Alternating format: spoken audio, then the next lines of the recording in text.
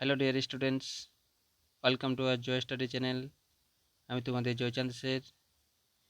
আজকে আমি ক্লাস 9-এর ইতিহাসের তৃতীয় অধ্যায় অর্থাৎ ঊনবিংশ শতকের ইউরোপ, রাজতান্ত্রিক ও জাতীয়তাবাদী ভাবধারার সংঘাত, এই চ্যাপ্টারে যে সমস্ত গুরুত্বপূর্ণ প্রশ্নগুলি রয়েছে তার উত্তর সহ আমি আজ আলোচনা করব। তো তোমরা সবাই খাতা পেন নিয়ে বসে যাও এবং প্রতিটি প্রশ্ন খাতাতে কপি করবে। এগুলি তোমাদের পরীক্ষার জন্য খুবই ইম্পর্টেন্ট এবং এই চ্যাপ্টারের যে সমস্ত আমি প্রশ্নের উত্তরগুলি করাবো এগুলি পরীক্ষার জন্য খুবই ইম্পর্টেন্ট। তাই কোনো প্রশ্ন যাতে তোমাদের বাদ চলে না যায়, তাই প্রতিটি প্রশ্নের উত্তর সুন্দরভাবে খাতাতে কপি করবে এবং ভিডিওটি প্রথম থেকে শেষ অবধি দেখার চেষ্টা করবে। তো ভিডিওটি আর আমি বেশি বড় না করে শুরু করে দিচ্ছি। এই চ্যাপ্টারে যে প্রথম কোশ্চেন রয়েছে সেটি হচ্ছে রক্ত ও লৌহনীতির প্রবক্তাকে। উত্তর হয়ে যাবে বিসমার্ক। এই প্রশ্নটি খুব ইম্পর্টেন্ট। পরের প্রশ্ন, জাতীয়তাবাদ কি? উত্তর, জাতীয়তাবোধের সঙ্গে দেশপ্রেম মিলিত যে রাজনৈতিক আদর্শ গড়ে ওঠে তাকে জাতীয়তাবাদ বলে। পরের প্রশ্ন, ভিয়েনা সম্মেলন কবে অনুষ্ঠিত হয়? এই সম্মেলনের সভাপতি কে ছিলেন? উত্তর, 1815 খ্রিস্টাব্দে এই সম্মেলনের সভাপতি ছিলেন মেটারনিখ। পরবর্তী 4 নম্বর প্রশ্ন হচ্ছে, বিগ ফোর কোন কোন রাষ্ট্র নিয়ে গঠিত? উত্তর, অস্ট্রিয়া, প্রাশিয়া, রাশিয়া ও ইংল্যান্ড নিয়ে।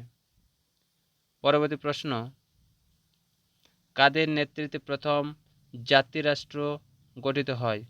উত্তর, কাস্তিলের রানী ইসাবেল্লা ও আরাগনের রাজা ফার্দিনান্দ এর নেতৃত্বে। পরবর্তী প্রশ্ন, ভিয়েনা সম্মেলনের নীতিগুলি কি কি? এই প্রশ্নটি তোমাদের জন্য মোস্ট ইম্পর্টেন্ট, এটা তোমরা স্টার মার্ক দিয়ে দেবে।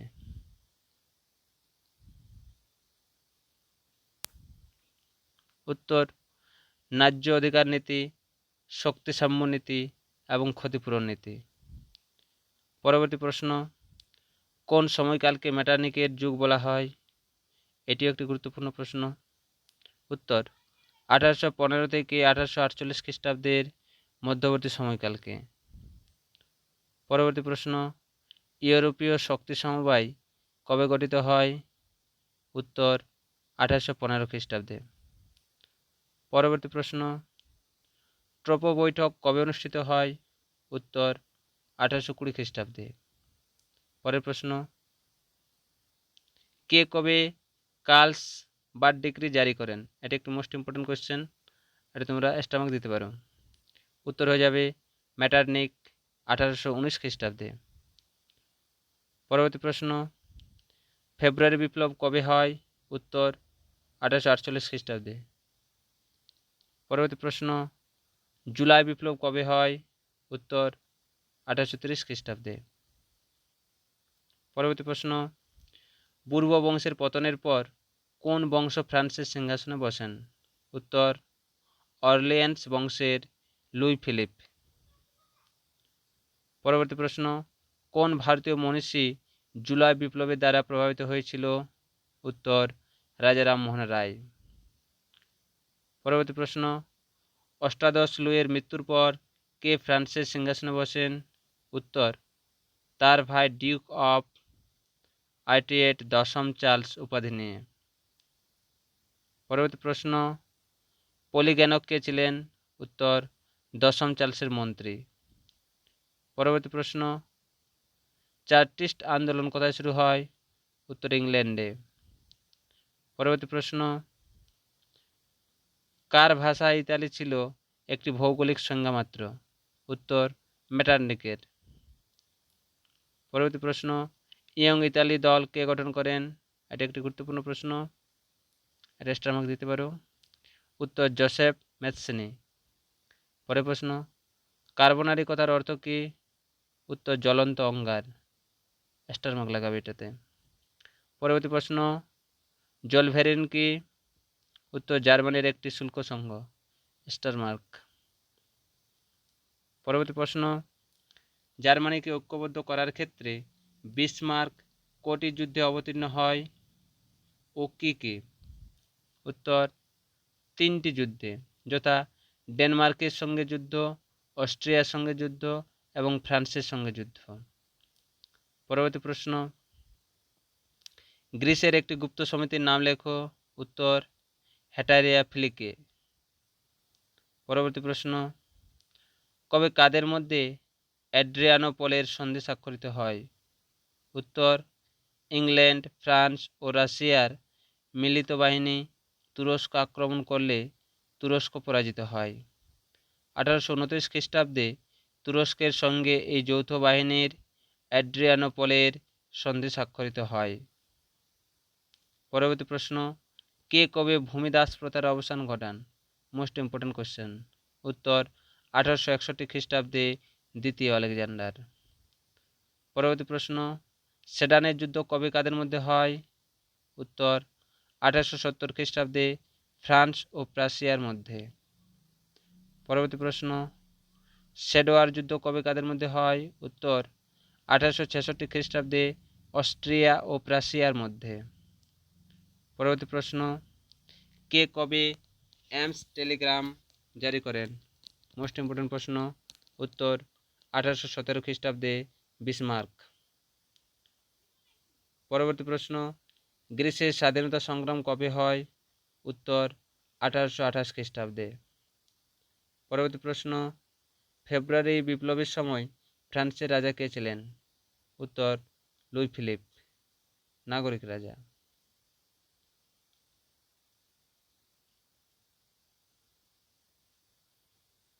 এর পরবর্তী একটু বড় প্রশ্ন যেগুলো রয়েছে, অর্থাৎ 2 নম্বরে যে প্রশ্নগুলি হয় ব্যাখ্যামূলক, সেগুলো নিয়ে আলোচনা করব।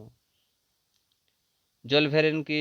উত্তর জার্মান রাজ্যগুলির অভ্যন্তরীণ শুল্ক বৈষম্য ও বাণিজ্যের বাধাগুলি দূর করার উদ্দেশ্যে জার্মান অর্থনীতিবিদ মেজেনের উদ্যোগে এবং প্রেসিয়ার নেতৃত্বে বিভিন্ন জার্মান রাজ্যকে নিয়ে 1819 খ্রিস্টাব্দে একটি শুল্ক সংঘ প্রতিষ্ঠিত হয়, যা জলভেরিন নামে পরিচিত। পরবর্তী প্রশ্ন, ইউরোপীয় শক্তি সমবায় কি?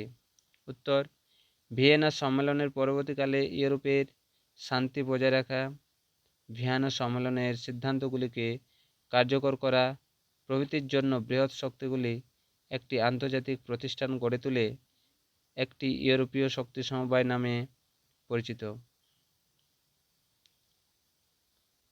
রিসজিমেন্টো কি? উত্তর ইতালি ঐক্যবদ্ধ হওয়ার আগে ইতালীয়দের মনে জাতীয় চেতনার সঞ্চার ঘটে। তারা ইতালিতে প্রতিরোধ আন্দোলন গড়ে তোলে, যা রিসজিমেন্টো নামে পরিচিত। পরবর্তী প্রশ্ন, মোস্ট ইম্পর্টেন্ট, এটাকে স্টার মার্ক দিতে পারো তোমরা।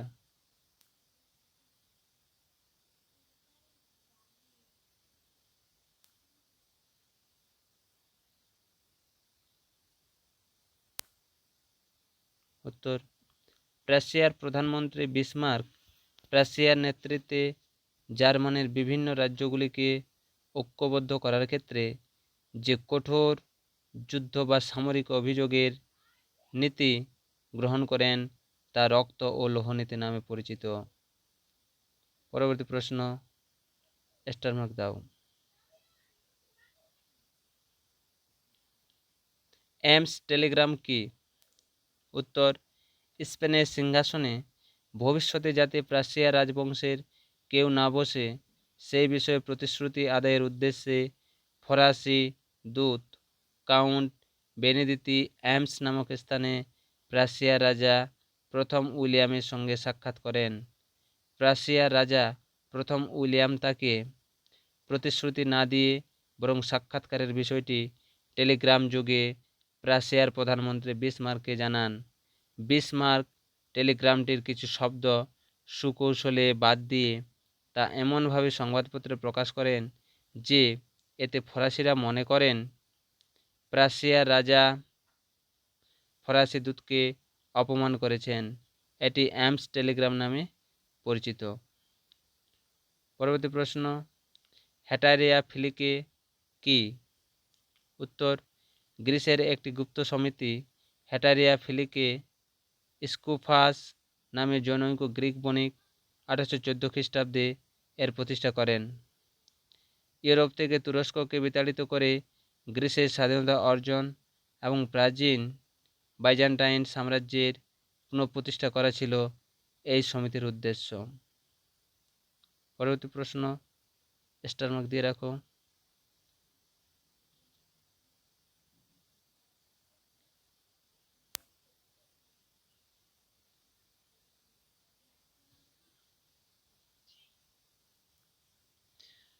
কাকে কেন মুক্তিদাতা জার বলা হয়? উত্তর, রুশ জার দ্বিতীয় আলেকজান্ডারকে মুক্তিদাতা জার বলা হয়। জার দ্বিতীয় আলেকজান্ডার 1861 খ্রিস্টাব্দে এক আইনের মাধ্যমে রাশিয়ার ভূমিদাসদের মুক্তি ঘোষণা করে, তাই তাকে মুক্তিদাতা জার বলা হয়। পরবর্তী প্রশ্ন, দুজন রুশ সাহিত্যিকের নাম লেখো। এখানে তিনজনের নাম দেওয়া হয়েছে, গোগোল, কোর্টি আর টলস্টয়। পরবর্তী প্রশ্ন, বলশেভিক ও মেনশেভিক কথার অর্থ কী? উত্তর, বলশেভিক কথার অর্থ হলো সংখ্যাগরিষ্ঠ ও মেনশেভিক কথার অর্থ হলো সংখ্যালঘিষ্ঠ। পরবর্তী প্রশ্ন, বলশেভিক দলের প্রতিষ্ঠাতা কে? তার লেখা গ্রন্থের নাম কি? আর স্টার মার্ক দিতে পারতাম না।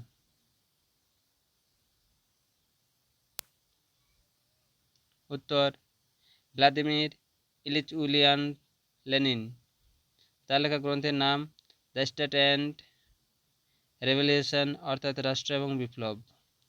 পরবর্তী প্রশ্ন, মেনশেভিক দলের প্রতিষ্ঠাতা কে? উত্তর, কেরেনস্কি। পরবর্তী প্রশ্ন, আনটু দ্য লাস্ট কার লেখা? উত্তর, থেরোর। পরবর্তী প্রশ্ন, এপ্রিল থেসিস কি? উত্তর, রাশিয়ার 1917 খ্রিস্টাব্দ বিপ্লবী দ্বারা বুর্জোয়া শ্রেণীর শাসন ক্ষমতা দখল করে।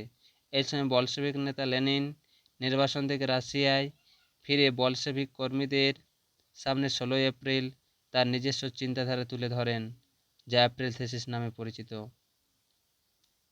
পরবর্তী প্রশ্ন, এনইপি কি?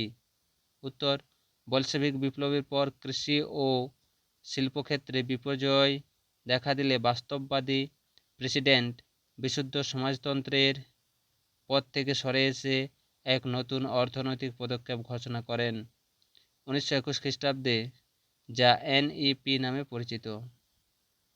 এতে বলা হয়, কৃষকদের উদ্বৃত্ত ফসল কেড়ে নেওয়া হবে না।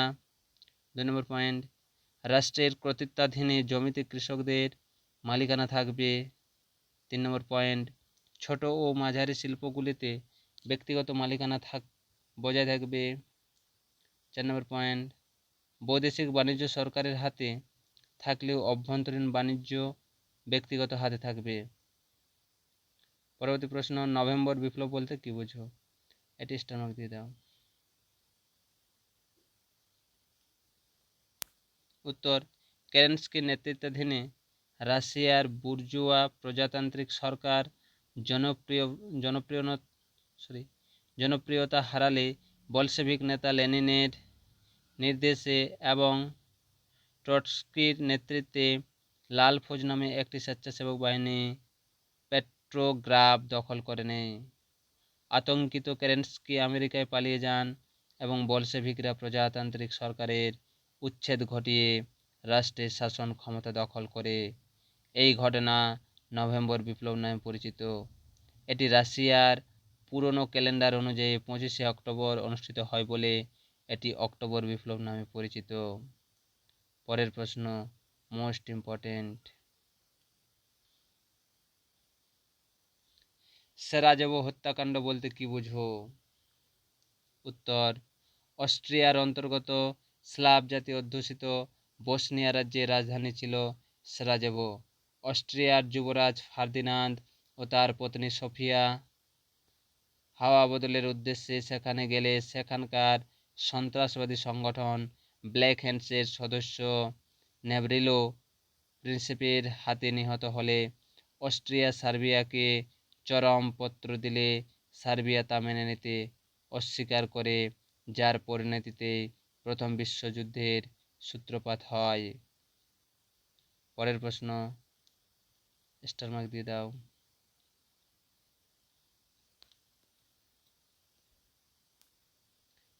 14 দফা নীতি কি?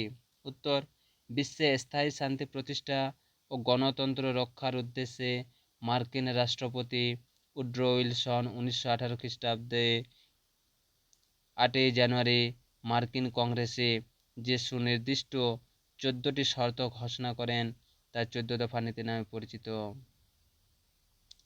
পরবর্তী প্রশ্ন, পোলিশ করিডোর কি? উত্তর, পোল্যান্ড যাতে সমুদ্রের সঙ্গে যোগাযোগ রক্ষা করতে পারে সে উদ্দেশ্যে ভার্সাই সন্ধি দ্বারা পোল্যান্ডকে জার্মানির মধ্য দিয়ে একটি রাস্তা দেওয়া হয়। এটি পোলিশ করিডোর নামে পরিচিত। পরবর্তী প্রশ্ন, হুভার স্থগতিকরণ কি?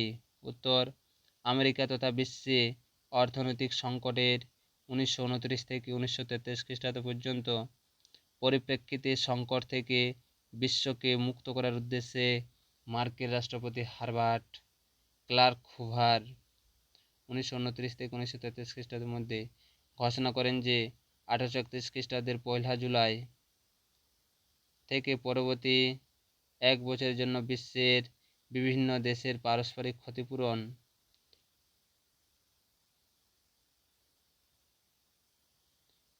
প্রদেয় ও মার্কিন ঋণ শোধ স্থগিত থাকবে। এই ঘোষণা হুভার স্থগতিকরণ নামে পরিচিত। পরবর্তী প্রশ্ন, নাৎসিবাদ ও ফ্যাসিবাদের মধ্যে সাদৃশ্য কি? উত্তর, গণতন্ত্র ও প্রজাতন্ত্রের ঘোর বিরোধী। 2 নম্বর পয়েন্ট, একনায়কতন্ত্রের উগ্র সমর্থক। 3 নম্বর পয়েন্ট, বিরোধী দলের কণ্ঠরোধ করার বিষয়ে অতি সক্রিয়। 4 নম্বর পয়েন্ট, কমিউনিস্ট মতবাদের ঘোর শত্রু। পরবর্তী প্রশ্ন, কিভাবে স্পেনের গৃহযুদ্ধের অবসান ঘটে? উত্তর, 1937 খ্রিস্টাব্দে জাতিসংঘ স্পেন থেকে সমস্ত বিদেশি সৈন্য সরিয়ে নেয়ার জন্য প্রস্তুতি গ্রহণ করেন, কিন্তু জার্মানি তা ইতালি লীগের সদস্য না হওয়ায় এই প্রস্তাবকে অমান্য করে। অবশেষে জেনারেল ফ্রাঙ্কো মাদ্রিজে প্রবেশ করে জাতীয়তাবাদ সরকার গঠন করে। ফ্রাঙ্কো স্পেনের রাষ্ট্রপ্রধান হন। 1939 খ্রিস্টাব্দে এপ্রিলে প্রায় 3 বছর ধরে চলা রক্তক্ষয়ী গৃহযুদ্ধের অবসান ঘটে। পরবর্তী প্রশ্ন, রুশীকরণ নীতি কি? উত্তর, রোমানভ বংশীয় জার শাসিত রাশিয়াতে শতকরা 20% ছিল পোল, ফিন, তুর্কি, জর্জীয়, আর্মেনীয়, ইউক্রেনীয় নানা জাতিগোষ্ঠীর মানুষ। 1905 খ্রিস্টাব্দে বিপ্লবের পর জার সরকার ওই জাতিগুলির উপর রুশ ভাষা, সংস্কৃতি ও কৃষ্টি চাপিয়ে দেয়, যা রুশীকরণ নীতি নামে পরিচিত। পরের প্রশ্ন, হেরেনভক তত্ত্ব কি? উত্তর,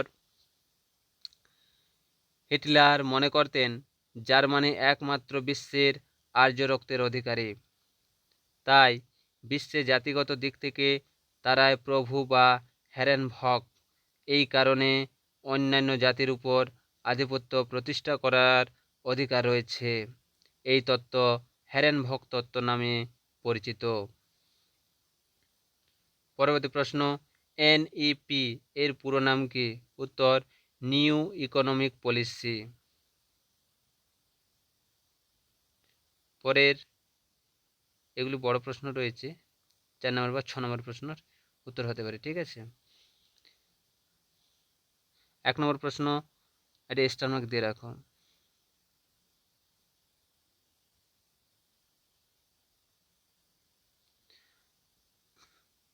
ফ্রান্সে ফেব্রুয়ারি বিপ্লবের কারণ। উত্তর, 1848 খ্রিস্টাব্দে ফেব্রুয়ারি বিপ্লবের ফলে ফরাসি সম্রাট লুই ফিলিপ এর পতন ঘটে এবং ফ্রান্সে দ্বিতীয় ফরাসি প্রজাতন্ত্র প্রতিষ্ঠিত হয়। এই বিপ্লবের কারণ: 1 নম্বর, বুর্জোয়াদের আধিপত্য। লুই ফিলিপের শাসনকালে ফ্রান্সে বুর্জোয়া শ্রেণীর চূড়ান্ত আধিপত্য প্রতিষ্ঠিত হয়, ফলে দারিদ্র কৃষক ও শ্রমিকরা ক্ষুব্ধ হয়ে ওঠে। পরবর্তী পয়েন্ট, জনসমর্থনের অভাব। লুই ফিলিপের প্রতি জনসমর্থনের খুবই অভাব ছিল। নেপোলিয়ন বোনাপার্টের অনুগামী, ক্যাথলিক, প্রজাতন্ত্রী, ন্যায্য অধিকার নীতির সমর্থক প্রভৃতির কেউই তার সিংহাসন লাভ পছন্দ করেনি। পরবর্তী 3 নম্বর পয়েন্ট, ত্রুটিপূর্ণ বিদেশ নীতি। লুই ফিলিপ শান্তিরক্ষা করা নীতি গ্রহণ করেন। পোল্যান্ড, ইতালি, বেলজিয়াম, মিশর, তুরস্ক প্রভৃতি দেশে ফরাসি আধিপত্য প্রতিষ্ঠার ব্যাপক সুযোগ থাকলেও তিনি তা গ্রহণ করেননি, ফলে দেশবাসী ক্ষুব্ধ হয়। পরবর্তী 4 নম্বর পয়েন্ট, শ্রমিকদের ক্ষোভ। ফ্রান্সের শ্রমিকদের অধিক সময় খাটানো, কম মজুরি প্রদান, অস্বাস্থ্যকর পরিবেশে বসবাস প্রভৃতির ফলে জীবন দুর্বিষহ হয়ে ওঠে, কিন্তু সরকার তাদের দুর্দশা মোচনের কোনো চেষ্টা করেনি। পরবর্তী প্রশ্ন, স্টার মার্ক দাও। মেটারনিক পদ্ধতি অথবা মেটারনিক ব্যবস্থা বলতে কি বুঝো? উত্তর, অস্ট্রিয়ার প্রধানমন্ত্রী প্রিন্স ক্লেমেন্স মেটারনিক ছিলেন সমকালীন ইউরোপীয় রাজনীতির উজ্জ্বলতম নক্ষত্র। 1815 থেকে 1848 খ্রিস্টাব্দ পর্যন্ত সময়কালে ইউরোপীয় রাজনীতিতে তিনি ছিলেন প্রধান নিয়ন্ত্রক। এজন্য ঐতিহাসিক ফিশার এই সময়কালকে মেটারনিকের যুগ বলে অভিহিত করেছেন। মেটারনিক ব্যবস্থা। মেটারনিক যতদিন অস্ট্রিয়ার প্রধানমন্ত্রী ছিলেন ততদিন অস্ট্রিয়ার এবং 1815 খ্রিস্টাব্দ থেকে ভিয়েনা সম্মেলনের সিদ্ধান্তের দ্বারা ইউরোপের অন্যান্য দেশে বিভিন্ন তীব্র রক্ষণশীল পদক্ষেপ গ্রহণ করেন। তার রাজনৈতিক পদক্ষেপগুলির প্রধান উদ্দেশ্য ছিল: 1 নম্বর, ইউরোপীয় বিপ্লবের পূর্ববর্তী রাজনৈতিক ব্যবস্থা ফিরিয়ে আনা। 2 নম্বর পয়েন্ট, ফরাসি বিপ্লব প্রসূত উদারতন্ত্র, জাতীয়তাবাদ, গণতন্ত্র প্রভৃতি প্রগতিশীল ভাবধারার অগ্রগতি রোধ করা। 3 নম্বর পয়েন্ট, অস্ট্রিয়ার স্বার্থসিদ্ধি করা এবং ইউরোপে অস্ট্রিয়ার প্রাধান্য বজায় রাখা। এই নীতি বাস্তবায়িত করার উদ্দেশ্যে মেটারনিক অস্ট্রিয়া তথা ইউরোপে যে দমনমূলক নীতি চালু করেন তা মেটারনিক ব্যবস্থা নামে পরিচিত। পরবর্তী 3 নম্বর প্রশ্ন, জার্মানিতে নাৎসিবাদের উত্থানের কারণগুলি লেখো। স্টার মার্ক দাও।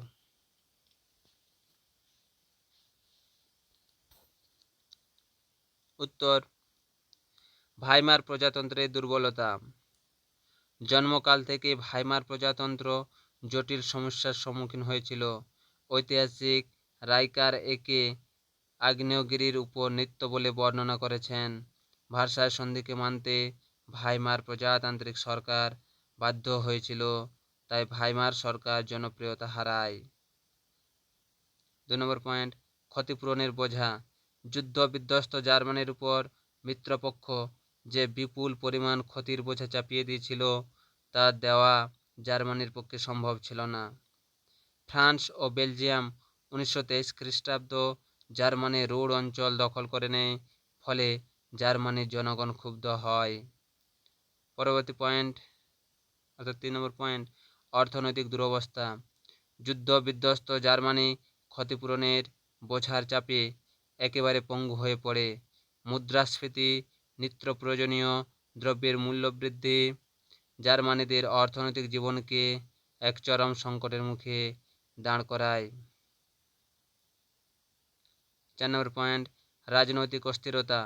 প্রথম বিশ্বযুদ্ধের ফলে জার্মানিতে খাদ্যাভাব, বেকারত্ব, অর্থনৈতিক সংকট দেখা দেওয়ায় জার্মানির সমস্ত মানুষ চরম দুর্দশার সম্মুখীন হয়। এই সময় 1919 থেকে 1933 খ্রিস্টাব্দ পর্যন্ত জার্মানিতে 19টি মন্ত্রিসভা গঠিত হয়েছিল। এই রাজনৈতিক অস্থিরতাও সাধারণ মানুষকে ক্ষুব্ধ করে তুলেছিল। 5 নম্বর পয়েন্ট, হিটলারের অবদান। 1930 খ্রিস্টাব্দের পর প্রজাতান্ত্রিক দলগুলির মধ্যে দ্বন্দ্ব চলতেই থাকে। এই সংকটজনক অবস্থাতে হিটলারের উদ্ভব হয়। তিনি প্রচার করেন ভার্সাই সন্ধিকে পরিবর্তন করবেন, জার্মানি অর্থনীতিকে সুদৃঢ় করবেন, বেকার যুবকদের কর্মসংস্থানের ব্যবস্থা করবেন। তার এই তীব্র প্রচারে জার্মানির জনগণ দলে দলে তার অনুগামীতে পরিণত হয়। প্রকৃতপক্ষে হিটলার ছিলেন মাস্টার অফ মাস ইমোশন। 1932 খ্রিস্টাব্দে জার্মান সংসদ নির্বাচনে হিটলারের নাৎসি দল একক বৃহত্তম দলে পরিণত হয়। 1933 খ্রিস্টাব্দে তিনি জার্মানির প্রধানমন্ত্রী পদে নির্বাচিত হন। 1938 খ্রিস্টাব্দে তিনি রাষ্ট্রপতি পদে নির্বাচিত হন। এরপর তিনি নিজেকে ফুয়েরার বা প্রধান নেতা বলে ঘোষণা করেন। এভাবে জার্মানিতে নাৎসিবাদের উত্থান ঘটে। তো এই ছিল আমাদের আজকের ক্লাস 9-এর ইতিহাসের সমস্ত গুরুত্বপূর্ণ প্রশ্নের উত্তর আলোচনা করা হয়েছে। তোমরা যারা যারা ভিডিওটি প্রথম থেকে শেষ পর্যন্ত দেখেছো তাদেরকে জয় স্টাডি চ্যানেলের পক্ষ থেকে অসংখ্য ধন্যবাদ। এই ভিডিওটি তোমরা তোমাদের বন্ধুদেরকে সাহায্য করবে, অর্থাৎ শেয়ার করবে, লাইক করবে এবং কমেন্ট করে জানাবে। ধন্যবাদ।